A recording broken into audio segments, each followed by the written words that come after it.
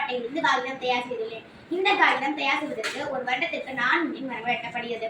அதாவது ஒரு நாளுக்கு 80,000 to 1,60,000 மரங்கள் காகிதம் தயார் செய்வது வெட்டப்படுகிறது. காடுகள் அழிவதால் மழையின் அளவு குறையும், மண் அரிப்பு மேலும் பூமி வெப்ப மையம் ஆகும். இதற்கு பதிலாக நம் விவசாய தொழிலாக கிடைக்கும் வாழை மரப்பட்டைகளிலிருந்து காகிதம் தயார் செய்யலாம். முதலில் வாழை மரப்பட்டைகளை எடுத்துக்கொள்ள வேண்டும். இதை கரும்பு சாறு எடுக்கும் இயந்திரத்தை நாரை விட்டு தனியாக பிரித்தெடுக்க வேண்டும்.